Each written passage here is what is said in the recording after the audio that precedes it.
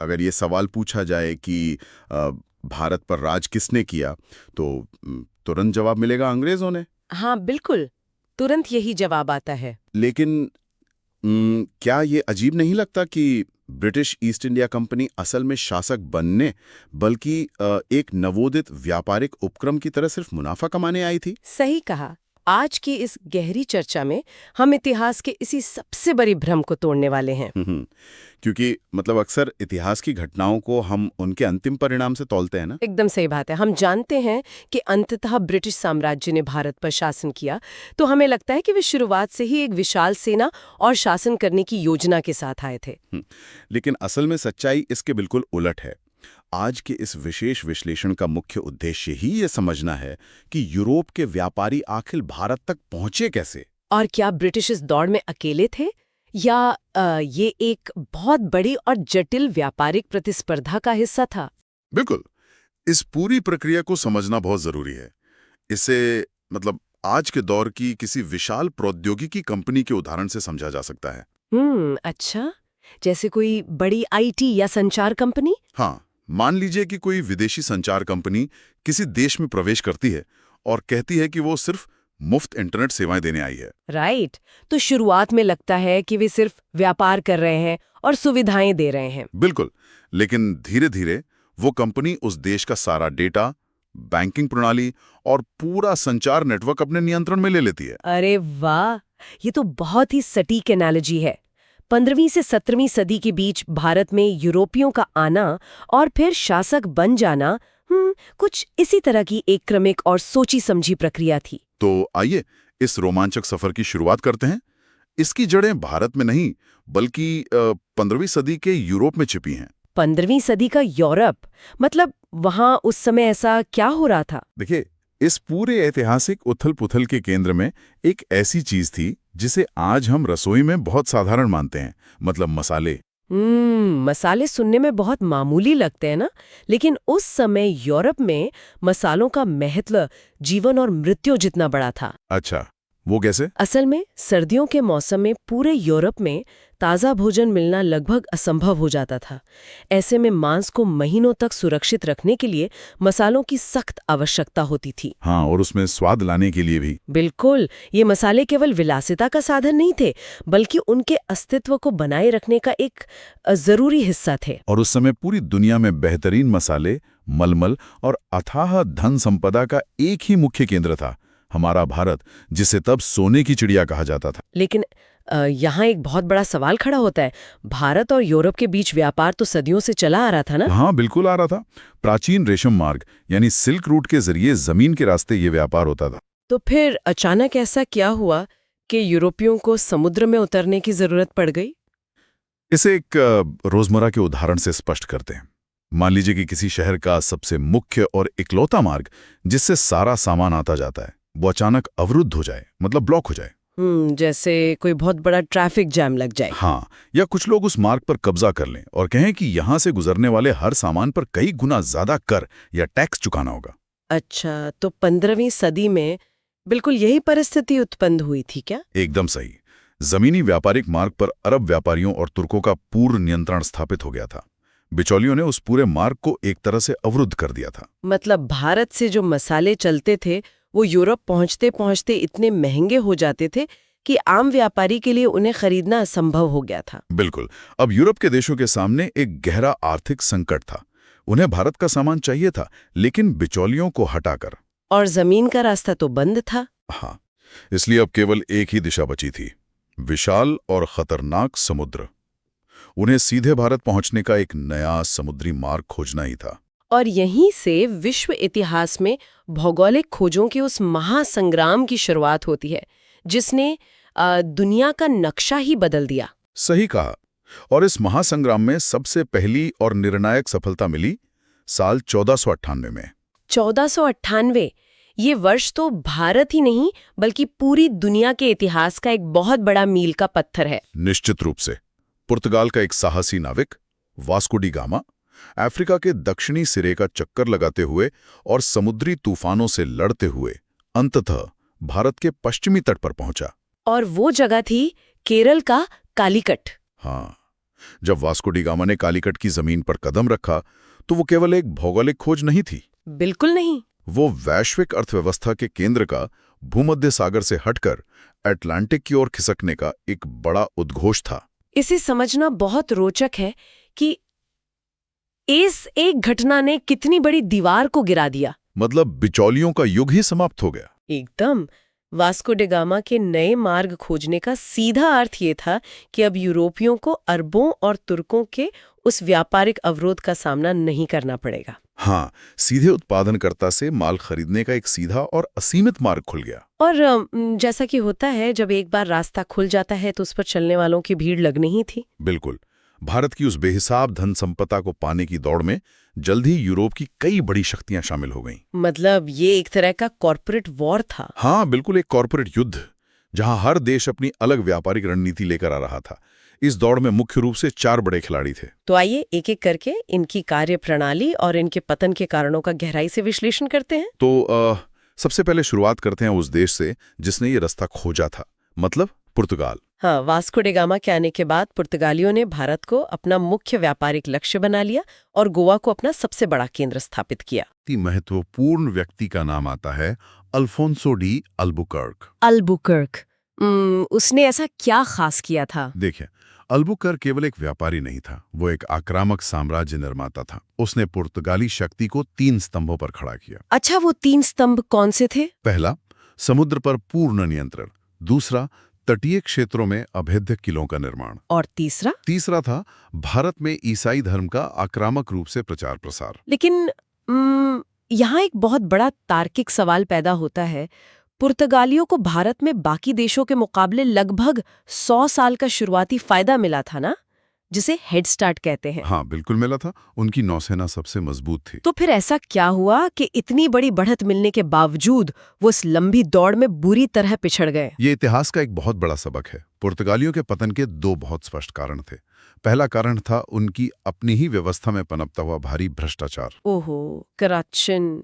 हाँ, पुर्तगाली व्यवस्था पूरी तरह से राज्य द्वारा नियंत्रित थी और वहां के अधिकारियों ने देश या कंपनी के मुनाफे की जगह अपनी जेबें भरनी शुरू कर दी। सही बात है। जब प्रणाली भीतर से खोखली हो जाए तो बाहर की ताकत काम नहीं आती। और दूसरा कारण था उनका ध्यान भटक जाना। उन्होंने व्यापार के साथ साथ धार्मिक मामलों में अत्यधिक हस्तक्षेप करना शुरू कर दिया, जिससे स्थानीय जनता और शासक उनके खिलाफ हो गए होंगे। बिल्कुल। और इसी कमजोरी का फायदा उठाया हमारे दूसरे खिलाड़ी ने। और वो दूसरा खिलाड़ी था डच। साल 1602 में डच ईस्ट इंडिया कंपनी की स्थापना हुई। तो इनकी रणनीति क्या थी? क्या ये भी पुर्तगालियों की तरह ही थे? नहीं, बिल्कुल नहीं। ये पुर्तगालियों से बिल्कुल अलग सोच के साथ मैदान में उतरे थे। डचों की रणनीति पूरी तरह से व्यवहारिक और लाभ केंद्रित थी। मतलब उनका पूरा फोकस सिर्फ मुनाफे पर था। हाँ, ये इतिहास की पहली ऐसी कंपनी थी जिसने शेयर बाजार जैसी व्यवस्था बनाई थी। उनका एकमात्र लक्ष्य मसालों का व्यापार करना और अधिकतम मुनाफा कमाना था। तो उन्हें धर्म परिवर्तन या विशाल किले बनाने में कोई विशेष रुचि नहीं थी? बिल्कुल नहीं।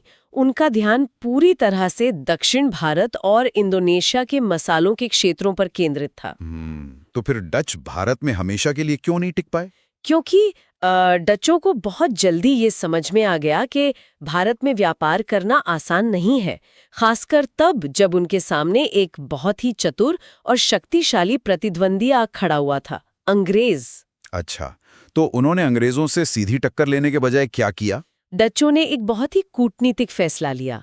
उन्होंने भारत को अंग्रेजों के लिए छोड़ दिया और अपना पूरा ध्यान इंडोनेशिया के द्वीपों पर लगा दिया, जहां मसालों का व्यापार कहीं अधिक सुरक्षित और लाभदायक था। ये तो बहुत ही स्मार्ट मूव था।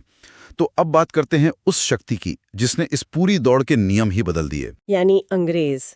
साल 1600 में ब्रिटेन में ईस्ट इंडिया कंपनी का गठन होता है। हाँ, और 1613 में उन्होंने सूरत में अपनी पहली स्थायी फैक्ट्री स्थापित की। और फिर देखते ही देखते उन्होंने मद्रास, बॉम्बे और कलकत्ता जैसे बड़े शहरों में अपने मजबूत व्यापारिक केंद्र बना लिए। अंग्रेजों की सफलता का सबसे बड़ा रहस्य उनकी संरचना में छिपा था। संरचना मतलब उनके काम करने के तरीके में? बिल्कुल। ब्रिटिश ईस्ट इंडिया कंपनी केवल राजा के आदेश पर चलने वाली संस्था नहीं थी। ये शेयरधारकों द्वारा संचालित एक स्वतंत्र और विशाल व्यापारिक संस्था थी। अच्छा, मतलब शेयर होल्डर्स इसे कंट्रोल करते थे। हाँ, उनके पास लंदन के बाजारों से पैसा जुटाने की असीम क्षमता थी। लेकिन यहाँ सबसे महत्वपूर्ण बात यह है कि उन्होंने केवल व्यापार पर ध्यान केंद्रित नहीं किया। तो उन्होंने क्या किया? उन्होंने भारत की आंतरिक राजनीति की नब्ज को पकड़ लिया। उन्होंने व्यापार से राजनीति में छलांग लगाई। अपने चरम पर थी ना? हाँ, बिल्कुल थी। जहांगीर, शाहजहां और औरंगजेब जैसे शक्तिशाली शासकों और उनकी विशाल सेनाओं के सामने ये मुट्ठी भर व्यापारी इतने खतरनाक कैसे हो सकते थे? क्या हम उन्हें उनकी शुरुआती स्थिति में जरूरत से ज्यादा ताकतवर नहीं मान रहे हैं? यह एक बहुत ही शानदार विश्लेषण है। और सच्चाई यह है कि शुरुआत में अंग्रेज बिल्कुल भी ताकतवर नहीं थे। तो फिर उन्होंने मुगलों का सामना कैसे किया? वे मुगलों के दरबार में हाथ जोड़कर व्यापारिक फरमान और रियायतें मांगते थे। उन्होंने बहुत ही धैर्य के साथ काम किया। मतलब उन्होंने सही समय का इंतजार किया। हाँ, उन्होंने अपनी ताकत समुद्र के किनारों पर बढ़ाई, जहां मुगलों की नौसेना कमजोर थी। उन्होंने तब तक इंतजार किया जब तक औरंगजेब की मृत्यु के बाद केंद्रीय मुगल सत्ता कमजोर नहीं पड़ने लगी। और जैसे ही भारत के क्षेत्रीय राजा और नवाब आपस में सत्ता के लिए लड़ने लगे, बिल्कुल, अंग्रेजों ने इस बिखराव का पूरा फायदा उठाया। सही कहा। और इसी बीच मैदान में प्रवेश होता है सबसे आखिरी लेकिन सबसे कड़ी टक्कर देने वाले खिलाड़ी का, फ्रांसीसी। हाँ, साल 1664 में फ्रांसीसी ईस्ट इंडिया कंपनी भारत आई और उन्होंने दक्षिण भारत के पौंडीचेरी को अपना मुख्य केंद्र बनाया। फ्रांसीसियों के पास इतिहास का एक बहुत ही विलक्षण दिमाग था, उनके गवर्नर डुप्ले। डुप्ले? इनकी क्या खासियत थी? डुप्ले वो पहला व्यक्ति था जिसने ये गहराई से समझा कि भारतीय राजाओं के पास सेनाएं तो विशाल हैं, लेकिन उनमें आधुनिक यूरोपीय सैन्य अनुशासन की भारी कमी है। अच्छा, तो उसने इस कमजोरी का फायदा उठाया। हाँ, डुप्ले ने एक नई कूटनीति की शुरुआत की, स्थानीय राजाओं के आपसी विवादों में प्रशिक्षित फ्रांसीसी सेना किराए पर देना और उसके बदले में भारी धन और जमीन वसूलना। अरे वाह, ये तो बहुत ही चालाकी भरी रणनीति थी। और पता है, अंग्रेजों ने इसी रणनीति को देखा, इसे चुराया और बाद में इसी का इस्तेमाल करके पूरे भारत पे कब्जा कर लिया। अब जब दो सबसे शक्तिशाली यूरोपीय ताकतें, अंग्रेज और फ्रांसीसी, एक ही रणनीति के साथ एक ही जमीन पर कब्जा करना चाहती थीं, तो उनके बीच भयानक टकराव होना तय था। और इसी ऐतिहासिक टकराव को हम कर्नाटक युद्ध या कर्नाटिक वॉर्स के नाम से जानते हैं। कुल 3 कर्नाटक युद्ध लड़े गए। तो ये भारत के इतिहास का एक बहुत बड़ा टर्निंग पॉइंट था ना? बिल्कुल, ये युद्ध केवल 2 कंपनियों के बीच की सैन्य लड़ाई नहीं थी। यह एक व्यवस्था की दूसरी व्यवस्था से लड़ाई थी। यह तय होना था कि भारत का भविष्य किसके हाथ में होगा। लेकिन एक बात समझने में थोड़ी उलझन होती है। फ्रांसीसियों के पास डुप्ले जैसा चतुर रणनीतिकार था, उनकी सेना भी बहुत मजबूत थी। हाँ, बिल्कुल थी। फिर भी अंततः फ्रांसीसी क्यों हार गए और अंग्रेज क्यों जीत गए? इसके पीछे एक बहुत ही गहरा आर्थिक और प्रशासनिक कारण था। फ्रांसीसी कंपनी पूरी तरह से फ्रांस की सरकार और राजा के अधीन थी। अच्छा, मतलब उन्हें हर फैसले के लिए सरकार पर निर्भर रहना पड़ता था? एकदम सही। उनके हर फैसले, हर फंड के लिए उन्हें फ्रांस के सरकारी खजाने का इंतजार करना पड़ता था, जो अक्सर युद्धों के कारण खाली रहता था। और दूसरी तरफ ब्रिटिश ईस्ट इंडिया कंपनी, वो एक स्वतंत्र इकाई थी। वे भारत के ही एक हिस्से से व्यापार करके पैसा कमाते थे और उसी पैसे का इस्तेमाल फ्रांसीसियों से लड़ने के लिए करते थे। और अंग्रेजों की नौसेना भी तो बहुत अधिक श्रेष्ठ थी ना? हाँ, जिससे उन्हें लगातार रसद और कुमुक मिलती रहती थी। इस तरह इन 3 कर्नाटक युद्धों का परिणाम ये निकला कि अंग्रेजों की शानदार जीत हुई और फ्रांसीसी शक्ति पूरी तरह से टूट गई। मतलब उन्हें केवल व्यापार तक सीमित कर दिया गया। हाँ, और सेना रखने का अधिकार उनसे छीन लिया गया। अब अंग्रेजों के रास्ते में कोई बड़ा यूरोपीय कांटा नहीं बचा था। ये तो बहुत ही स्पष्ट हो गया। ऐतिहासिक घटनाएं और देश शामिल हैं। तो जो प्रतियोगी परीक्षाओं की तैयारी कर रहे हैं, उन सभी के लिए इस पूरे कालखंड को स्पष्ट रूप से याद रखने की एक बहुत ही सटीक और सुपर इजी ट्रिक है, पुड अम्फ्रा। पुड अम्फ्रा, ये कैसे काम करता है? देखिए, बहुत ही सरल संरचना है। आइए इस सूत्र के माध्यम से घटनाओं के क्रम को एक बार पुनः स्थापित करते हैं। हाँ, बताइए। पू से सबसे पहले आने वाले पुर्तगाली, ड से उसके बाद आने वाले डच। अच्छा, और आ से तीसरे स्थान पर अंग्रेज। एकदम सही। और फ्र से सबसे अंत में आने वाले फ्रांसीसी। है ना, बहुत आसान। हाँ, ये स्मृति सूत्र वास्तव में घटनाओं के क्रम को याद रखने का एक शानदार तरीका है। लेकिन इस क्रम के पीछे छिपे तुलनात्मक विश्लेषण को समझना और भी आवश्यक है। बिल्कुल। आइए एक छोटा सा रिकैप करते हैं कि कौन किस मकसद से आया और उसका क्या हुआ। सबसे पहले पुर्तगाली उड़ता उद्देश्य व्यापार के साथ साथ राज्य द्वारा प्रायोजित धार्मिक विस्तार था, लेकिन भ्रष्टाचार और कई मोर्चों पर एक साथ उलझने के कारण वो कमजोर हो गए। उसके बाद डच, उनका एकमात्र उद्देश्य व्यापारिक लाभ था। जब उन्हें भारत में कड़ा प्रतिरोध दिखा तो वो चले गए और अपनी ऊर्जा इंडोनेशिया पर केंद्रित कर दी। फ्रांसीसियों की बात करें तो उनकी योजना सीधे तौर पर राजनीति और सत्ता हथियाने की थी। लेकिन उनकी राज्य नियंत्रित संरचना और आर्थिक कमजोरी के कारण वो अंग्रेजों की स्वतंत्र पूंजीवादी ताकत के सामने हार गए। और अंत में अंग्रेज। उनकी सफलता का सबसे बड़ा कारण उनका क्रमिक विकास था। उन्होंने पहले व्यापार किया, खूब पूंजी एकत्रित की, एक मजबूत नेटवर्क बनाया। हाँ, और फिर उसी पूंजी और नेटवर्क का इस्तेमाल कूटनीति और सत्ता प्राप्त करने के लिए किया। व्यापार से शासन तक का ये सफर ही सबसे सफल रहा। इस पूरी चर्चा का सार यही है कि भारत में यूरोपीय केवल व्यापारी बनकर आए थे, लेकिन अंग्रेज अपनी चालाकी और नीतियों से शासक बन गए। जब वो भारत के तटों पे आ रखे तो उनके हाथों में केवल एक तराजू था, लेकिन देखते ही देखते वो तराजू एक शक्तिशाली राजमुकुट में बदल गया। मुनाफा कमाने आई कंपनी पूरे देश की भाग्य विधाता बन गई। ये इतिहास के सबसे विस्मयकारी परिवर्तनों में से एक है। लेकिन सोचने वाली बात यह है कि कहानी अभी यहाँ खत्म नहीं होती। अच्छा, और क्या बाकी है? आज हमने ये तो समझ लिया कि अंग्रेजों ने भारत पर कब्जा करने की इस दौड़ में अपने सारे यूरोपीय प्रतिद्वंदियों को कैसे रास्ते से हटा दिया। बाहरी चुनौतियां समाप्त हो गईं। हाँ, पुर्तगाली, डच, फ्रांसीसी सब हार गए। लेकिन सामने अभी भी एक बहुत बड़ी दीवार थी। भारत के विशाल साम्राज्य, नवाब और उनकी लाखों की सेनाएं। ये तो सोचने वाली बात है। जब सारे यूरोपीय हार गए तो मुट्ठी भर ब्रिटिश व्यापारियों ने भारतीय राजाओं को कैसे हराया। कैसे एक चंद घंटों की छोटी सी लड़ाई ने भारत की किस्मत हमेशा के लिए बदल कर रख दी। ये एक बहुत ही विचारणीय प्रश्न है। इस प्रश्न का उत्तर इतिहास के एक ऐसे निर्णायक मोड़ में छिपा है जिसने सचमुच दुनिया का नजरिया बदल दिया, जिसे हम बैटल ऑफ प्लासी या प्लासी की युद्ध के नाम से जानते हैं। बिल्कुल। कैसे तलवारों की ताकत को कागजों पर रची गई कूटनीति ने मात दे दी, ये समझना अपने आप में एक अलग और विशाल विषय है। और इसी सवाल के साथ हम आज की ये गहरी चर्चा यहीं समाप्त करते हैं। आगे चलकर कभी हम बैटल